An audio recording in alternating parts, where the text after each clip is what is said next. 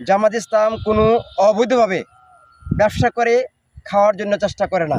আসসালামু আলাইকুম দর্শক, আমার পাশে আছে এই মুহূর্তে বাংলাদেশ জামাত ইসলামী বেলাবো ইউনিয়নের সদরের আমির বা সভাপতি।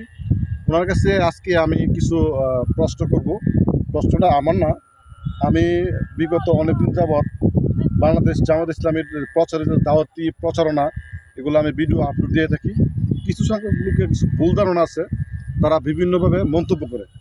তো আপনার কাছে আমি জানতে চাই, আপনি তো হচ্ছে বেলাবো ইউনিয়নের সদরের সভাপতি। জি জি বিগত কিছুদিন আগে আপনার বেলাবো বাজারে একটা টেন্ডার হয়েছে। জি টেন্ডারে দেখা গেছে যে একদল তো খেয়ে গেছে আগে, জি আর একদল বর্তমানে রানিং আছে। জি তো আপনার জানার মধ্যে আপনার কোনো জামাতের কর্মী আছে যে টেন্ডারের সাথে জড়িত, তার প্রতি সাপ্তাহিক যে চাঁদা তুলে? ধন্যবাদ ভাই আপনাকে। আমার জানা মতে বেলাবো উপজেলার যতটি বাজারে টেন্ডার হচ্ছে বা ইজারা হচ্ছে, এর মধ্যে কোনো একটা বাজারে কোনো একটা টেন্ডারে জামাত ইসলামের কোনো লোক এর সাথে জড়িত নয়। এটার কারণটা কি জানতে পারি? কারণটা হচ্ছে জামাত ইসলাম কোনো অবৈধভাবে ব্যবসা করে খাওয়ার জন্য চেষ্টা করে না। জামাত ইসলাম চেষ্টা করে হালাল রিজিক বক্ষণ করার জন্য, কারণ আল্লাহর কাছে ইবাদত কবুল হওয়ার জন্য প্রধান শর্ত হচ্ছে হালাল রিজিক। এই কারণে জামাত ইসলাম অবৈধভাবে জোর জবরদস্তি করে কোনো পয়সা কামাই করে খাওয়ার জন্য চেষ্টা করে না, অতীত করছে না, বর্তমান করে না, ভবিষ্যতে করবে না ইনশাল্লাহ। আচ্ছা, জামাত ইসলাম করতে হলে কোন ধরনের লোক আপনারা নিয়োগ দেন বা কোন ধরনের কর্মী আপনারা নেন? জামাত ইসলামের করতে হলে তাকে অবশ্যই কোরআন এবং হাদিস পড়তে হবে এবং হালাল রিজিক কামাই করতে হবে, হালাল রিজিক ভক্ষণ করতে হবে। সে কোনো সুদ, ঘুষ, দুর্নীতি, জেনা, ব্যভিচার, মদ, জুয়া, চুরি বা টেন্ডারবাজি এইগুলির সাথে জামাত ইসলামের লোক জড়িত হয় নাই, হবে না ইনশাল্লাহ।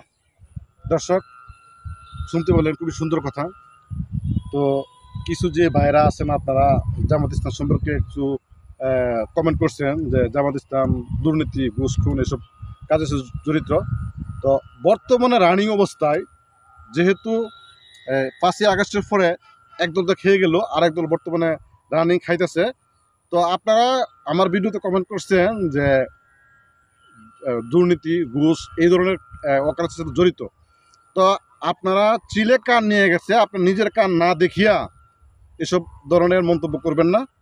আপনার কাছে অনুরোধ রইল, আবার অনুরোধ রইল, না জানিয়া না বুঝিয়া কারো সম্পর্কে এরকম ধারণা বা এরকম কথা বলা, কমেন্ট করা ঠিক না।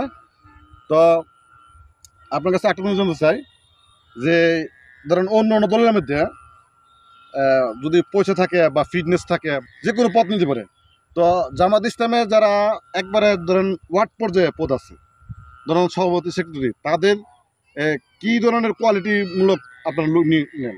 জামাত ইসলামের সংগঠন পদ্ধতি এবং গঠনতন্ত্র অনুযায়ী কোনো লোক পদের জন্য আবেদন করতে পারবে না। জামাত ইসলামের আল্লাহর পক্ষ থেকে যদি কোনো পদ আসে তাহলে সেটা গ্রহণ করবে।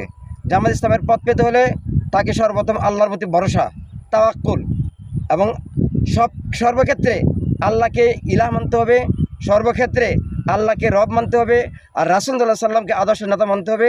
তাকওয়া ভিত্তিক, তার তাকওয়া, এলেম, যোগ্যতা এইগুলি বিবেচনা করেই জামাত ইসলাম একটা লোককে তার নেতৃত্ব দেয়, সভাপতি দেয় বা সেক্রেটারি দেয়। এইগুলি তার মধ্যে তাকওয়া থাকতে হবে।